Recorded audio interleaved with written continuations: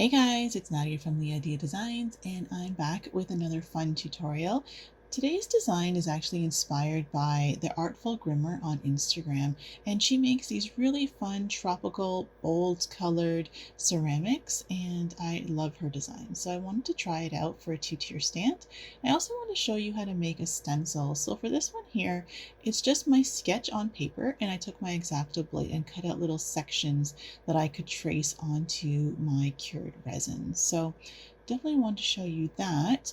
But another option as well for those who are maybe not as comfortable with an X-Acto knife is using a pin. So again, I have a piece of paper that I have my sketch on, and then I have some packaging foam underneath it. And you can use just a regular like a bobby pin or one of these sewing pins. Or in this case, I also have this tool, which I found in my manicure set, and I have no idea what it's for. So I'm going to use it for this. So again, I just use some packaging foam underneath it just to give it some padding. And then I can go ahead and add in my dots. And you can make them as spaced out or as close together as you feel comfortable. Generally, I probably wouldn't make them this close together because um, I'm okay with kind of filling in the gaps and sketching it out again. But if you wanted to make sure that it's super accurate, you can definitely put the dots much closer together like this. So we'll just go ahead and get all the details dotted in here. And once we're done with that, we'll transfer that onto our resin. And also I wanted to mention, because I did have some questions, I find it's best to wait for the resin to be fully cured. So if your resin takes 6 to 8 hours or 10 hours or 12 hours, just wait for that before we add those designs onto the resin, just because in case you have any issues and you want to try to erase the tracing, if the resin's not cured, it's actually not going to work as well for you. So just to be safe, just let your resin cure properly before you go ahead and do something like this on it. So, and there we go. So we have our design, and as you can see, the holes went right through.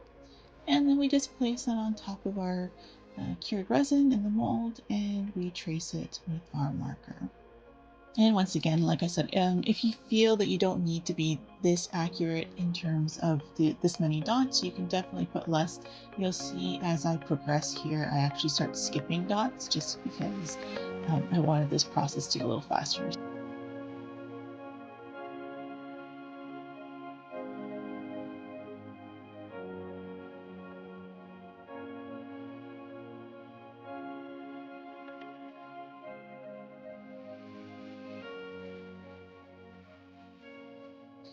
And I know there's other options out there, like you definitely use a projector if you have one of those. That could also be helpful in something like this, but I wanted to give you guys a simple solution and not necessarily cost you too much money to have to invest into more equipment. So this is something that could be done quite easily and just takes a little bit of time. And also, this could even be done using like a plastic sheet or an acetate if you don't want to just use paper. This way it's more reusable as well if you wanted to duplicate the design more than once. So there are options for that as well. So we'll just go ahead and trace over the rest of the design here with the Sharpie marker.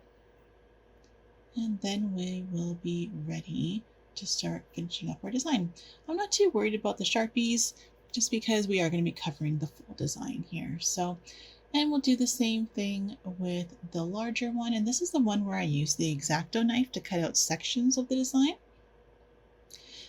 This one I didn't put as much detail in just because I knew that I was going to be able to kind of fill in the gaps once I finished tracing. So for example, like the leaves, I didn't carve out the entire leaf. I just carved out about half of it just to kind of show the start and end point of each of the leaves. So you can see here, I can just go in and sketch out the rest of it, just kind of figure out where the lines and the leaves need to go, and I just kind of add them in myself. Again, I'm not too worried about being super accurate here because I am going to be adding adding the designs on top of this. This is more of a guideline, so just to kind of know where things should land. And it just makes things easier so you don't feel like you're guessing too much about that, especially when you have something that's a little bit more detailed. So I'll just finish up there. And I also want to show you, in case you feel like you made a mistake or you want to change your design, you can just use some rubbing alcohol with Sharpie marker to remove, sorry, with a cloth to just remove the Sharpie marker. And again, this is the reason why I said to definitely, um, do this on cured resin.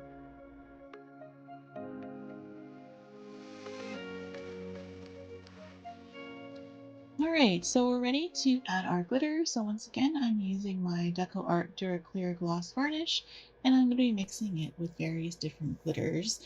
These glitters are from Michaels, and there's just there's some sets I believe I bought these from, so I can't remember the exact names, but I believe they're recollections. So, and we also have some from Let's Resin as well.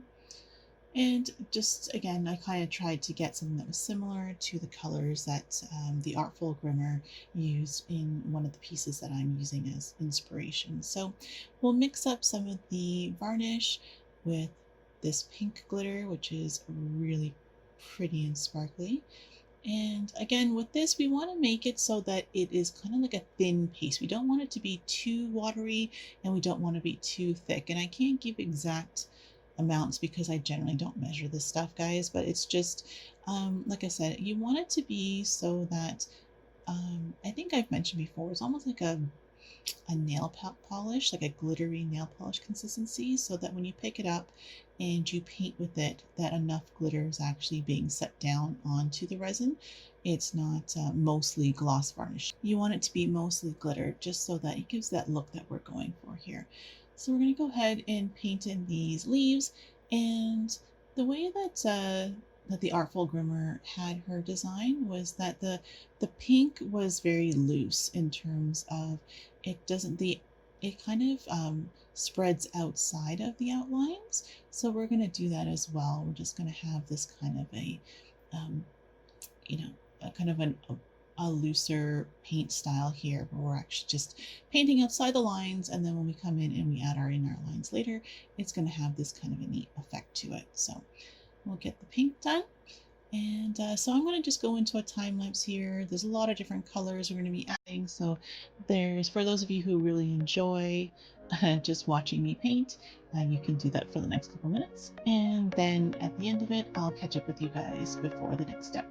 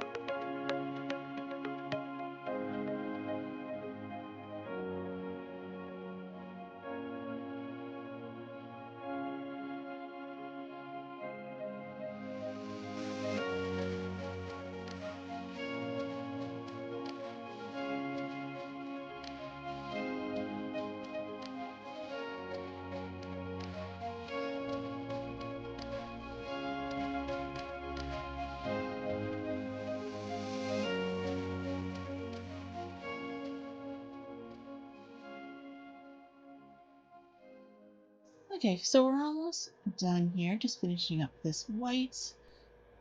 And there we go. There's our large and there's our small. So these are going to dry now for the next about 6 to 8 hours.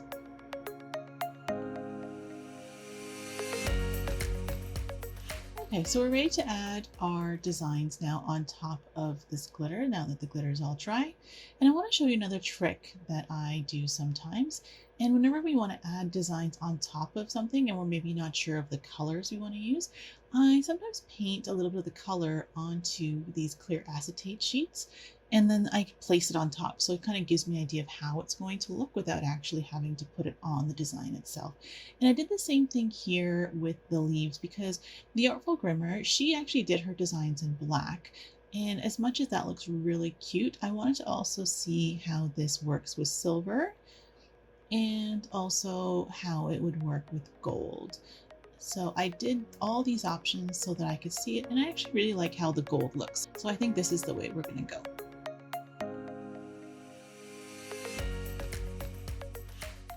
And now we are adding in the designs. So again, you can just watch me paint here, but once again, I'm using the Pebeo outliners. These are acrylic outliners.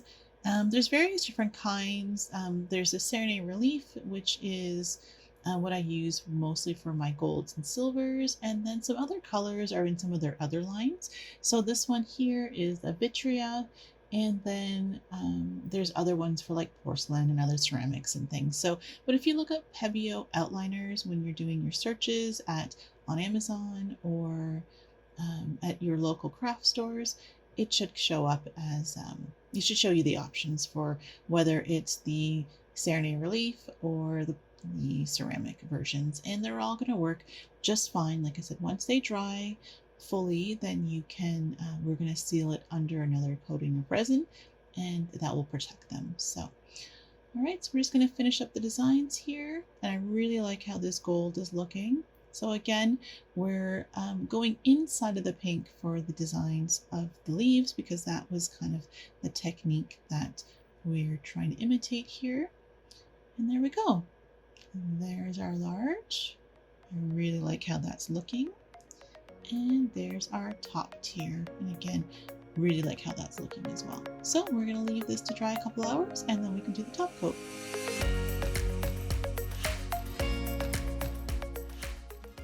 And here we go with our resin, our 1-to-1. And again, I'm using the resin from Counterculture, and this is their artist resin, but they're thin viscosity, which I think works really well for top coating. Medium works really well as well. So it really just comes down to your preferences, but I really am enjoying the thin right now. So we'll get this done and we'll let it cure overnight, and then we'll unmold it in the morning.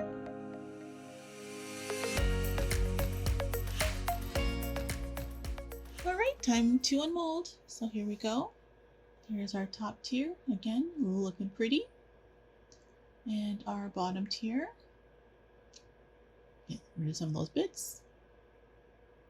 And there we go. Awesome, awesome.